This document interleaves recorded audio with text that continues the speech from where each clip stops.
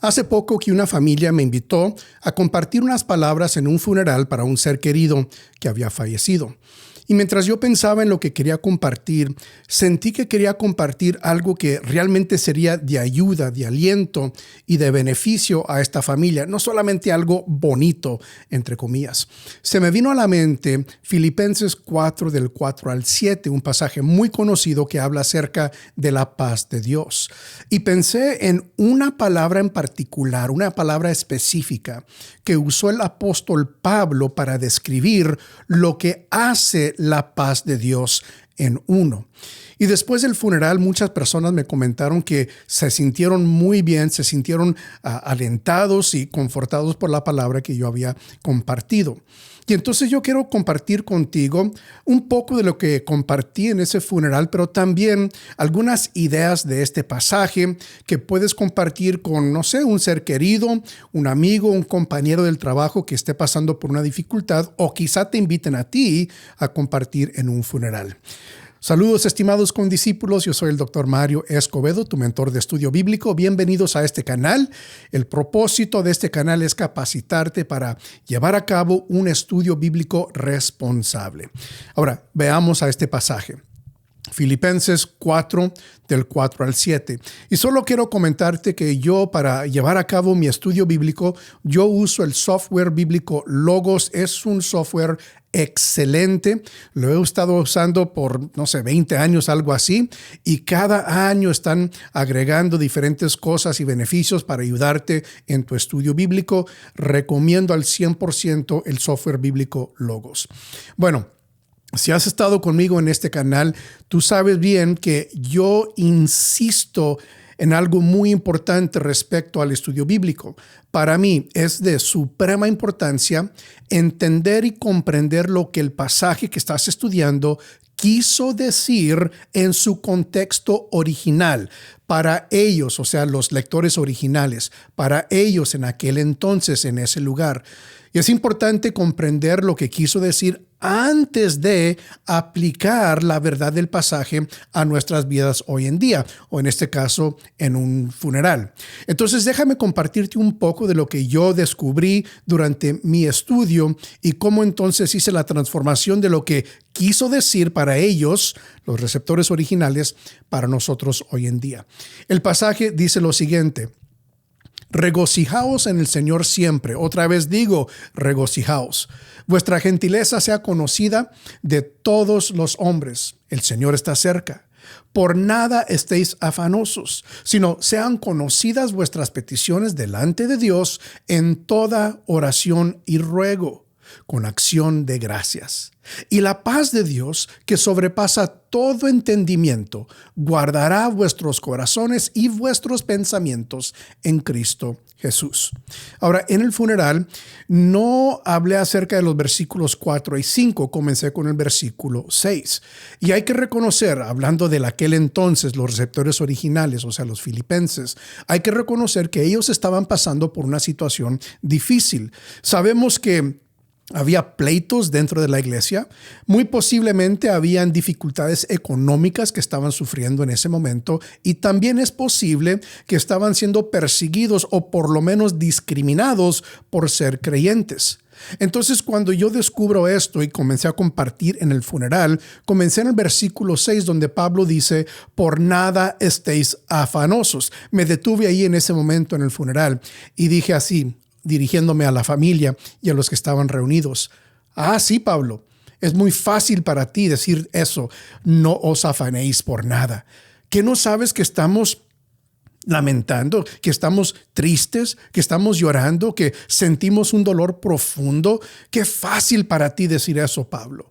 Y tomé la oportunidad en ese momento de compartirles un poquito del contexto histórico. O sea, no muy a profundo, no era adecuado ese momento para hacer eso, pero sí un poquito de contexto para ayudarles a comprender mejor este pasaje. Y les dije, fíjense que el apóstol Pablo sabe de lo que está hablando. porque él estaba escribiendo desde una cárcel. Él estaba en una situación difícil y por lo tanto, si él le puede decir a los filipenses, por nada estéis afanosos, quiere decir que él mismo no estaba afanoso, no se estaba afanando. De otra manera, sería un hipócrita. Entonces, él estando en una situación difícil, les dice a ellos, si yo lo puedo hacer, ustedes también. Y te recuerdo, los filipenses estaban pasando por una situación difícil ellos mismos. Entonces le dije a la familia y los que estaban ahí reunidos, Pablo sabe de lo que está hablando y se está dirigiendo, está escribiendo a personas que también estaban pasando por una situación difícil. Entonces, no es que era fácil para Pablo decir estas palabras, es que Pablo estaba viviendo precisamente el mismo consejo que él estaba dando a los filipenses y a nosotros también hoy en día. Y el versículo 6 sigue diciendo, sino sean conocidas vuestras peticiones delante de Dios en toda oración y ruego con acción de gracias. Y lo que me gusta aquí es que Pablo nos dice qué es lo que no debemos hacer, pero no se queda con eso nada más, sino que nos da otra opción, una alternativa.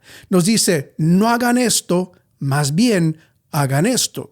¿Y qué es lo que nos exhorta Pablo a hacer? Pues dice, que sean conocidas vuestras peticiones delante de Dios en toda oración y ruego. Es decir, en vez de afanarte, ora. En vez de afanarte, presenta tu petición a Dios en oración. Y entonces en ese momento en el funeral, dije lo siguiente, fíjate bien, tienes una opción. Puedes decidir afanarte. Y si decides afanarte, bueno, ese es el fin del camino, vas a afanarte. Pero si tomas la decisión de aceptar y seguir el consejo del apóstol Pablo y presentar tu petición a Dios, eso es lo correcto. Y fíjate lo que dice Pablo, dice con acción de gracias. Es decir, Pablo reconocía bien que los filipenses estaban pasando por una situación difícil. Su consejo, presenta tu petición a Dios con acción de gracias. Y en ese momento en el funeral yo le dije a los que estaban allí, miren, yo sé, es difícil lo que están pasando. Yo he perdido a mi propio padre. Yo entiendo lo difícil que eso es. Pero aún así, al presentar tu petición a Dios, es lo primero que debes hacer, llevar tu dolor a Dios. Y al llevarle tu dolor, preséntale tu dolor con acción de gracias. Pero ¿cómo? ¿Cómo es posible? ¿Le voy a dar gracias a Dios por esta situación, por este dolor?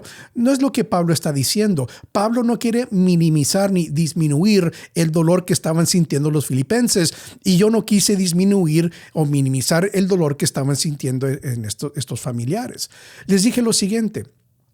Pueden presentar su petición a Dios con acción de gracias, es decir, darle gracias a Dios por el tiempo que tuvieron a esta linda mujer en sus vidas, por el impacto que ella fue en sus vidas, la influencia, el ejemplo que ella les dejó durante toda su vida. Por eso pueden darle gracias a Dios en medio del dolor, en medio de la tristeza. No es negar la tristeza, no es tratar de ignorar o fingir y decir que uno no siente dolor ni tristeza. No es eso. Es en medio del dolor, en medio de la tristeza, poder decir, aún así, doy gracias a Dios. Al presentarle mi necesidad, doy gracias a Dios por el tiempo que tuve con ella. Es lo que les dije a los que estaban ahí reunidos. Entonces seguí con el versículo 7 y ahí es donde hice hincapié. Porque dice el versículo 7, quizá la porción más conocida de este versículo, de este pasaje, dice, y la paz de Dios, que sobrepasa todo entendimiento, guardará vuestros corazones y vuestros pensamientos en Cristo Jesús. Y allí hice hincapié en donde dice que la paz de Dios guardará. Y también noté lo siguiente, que lo que Pablo dice en el versículo 7 es resultado de presentar tu necesidad a Dios. Es decir, si decides seguir afanándote, no puedes esperar la promesa del versículo 7. Es solamente para aquellos que toman la decisión de presentar su petición a Dios con acción de gracias, que entonces pueden recibir la promesa del versículo 7. Y entonces di enfoque en esa palabra donde dice Pablo, guardará. Y para mí fue interesante durante mi propio estudio reconocer que esa palabra es una palabra interesante en el idioma original, en el griego. Fíjate que hay varias palabras en el griego que Pablo pudo haber elegido usar en este pasaje. Sin embargo, Pablo usó una palabra en particular que solamente aparece 4 veces en todo el Nuevo Testamento, este pasaje siendo una de esas veces. Y esa palabra significa como un soldado. Es un contexto militar. Esta palabra se usa en un contexto militar. Es decir, que los lectores, los receptores originales, los lectores ideales, lo que yo les llamo, hubieran pensado inmediatamente al leer o escuchar esta palabra, inmediatamente hubieran pensado en un soldado. En uno que estaba guardando, uno que estaba protegiendo. Y yo me imagino, y es lo que le dije a los familiares que estaban ahí reunidos, les dije, yo me imagino que Pablo estaba ahí en la cárcel y él pudo ver que en la cárcel habían diferentes soldados romanos con sus escudos, sus lanzas, sus espadas y que estaban guardando. ¿Te das cuenta? Estaban puestos ahí a la puerta, a la entrada, la salida de la cárcel, protegiendo, guardando. Esa es la imagen que el apóstol Pablo quiso comunicar a los filipenses y es lo que yo le quise comunicar a los familiares que estaban ahí. Y entonces les dije lo siguiente, fíjense lo que dice Pablo, que la paz de Dios guardará, fíjate bien, vuestros corazones. Y dije, detengámonos ahí un momentito. ¿Por qué es que Pablo dice que la paz de Dios guarda el corazón?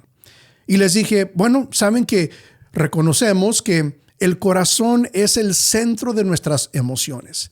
Y hay veces que cuando pasamos por un momento difícil en la vida, nuestras emociones pueden apoderarse de nosotros y arrastrarnos hasta un fondo profundo, un hoyo profundo y negro, y puede ser muy difícil salir de ese hoyo. Pero lo que Pablo dice es lo siguiente: cuando estás pasando por una situación difícil, ora a Dios, preséntale tu necesidad y como resultado, la paz de Dios está protegiendo, está guardando, está, haz de cuenta, puesto enfrente de la puerta de tu corazón, protegiendo tu corazón y no permitiendo que esas emociones exageradas y así tan intensas penetren en tu corazón para arrastrarte a ese hoyo profundo. Es lo que la paz de Dios hace. Ahora, la paz de Dios no te va a quitar la tristeza, no te va a quitar el dolor, eso permanece, pero sí la paz de Dios guarda tu corazón para que no llegues a un fondo del cual no puedes salir. Pablo también dice que la paz de Dios guarda vuestros pensamientos. Otras versiones dice vuestras mentes. Y les dije la misma imagen. Imagínense un soldado que está parado enfrente de la puerta, digamos, de tu mente, guardando tus pensamientos. ¿Por qué los pensamientos? Bueno, es que en muchos casos nosotros los humanos, es típico de nosotros, cuando enfrentamos una situación difícil, nuestra tendencia es pensar en la peor situación imaginable. Es lo que hacemos, es lo que muchos hacen. Algunos tienen ese don más que otros, pero muchas personas, incluso uno mismo, hay veces que enfrenta una situación difícil y rápidamente, inmediatamente pensamos en el peor caso posible. Pero Pablo dice, cuando presentas tu petición a Dios con acción de gracias, entonces ese centinela, ese soldado, está puesto, está parado frente a la puerta de tu mente, no permitiendo que esos pensamientos se apoderen de ti. Le compartí a la familia, es muy posible que algunos de ustedes estén pensando el peor caso posible, pues ahora, ¿quién nos va a ayudar? Ahora, ¿quién nos va a aconsejar? Ahora, ¿a quién le voy a compartir mis necesidades? ¿Quién me va a dar un consejo sabio? ¿Quién me va a dar el confort que necesito? Tal vez estás pensando así, el peor caso posible, pero fíjate bien. Presenta tu necesidad a Dios y permite que la paz de Dios esté parado enfrente de la puerta de tu mente, no permitiendo que el pensar del peor caso posible penetre en tus pensamientos. Y entonces fíjate bien cómo nada más hacer hincapié en una palabra puede realmente impactar a tus oyentes o a aquellas personas que estás intentando consolar.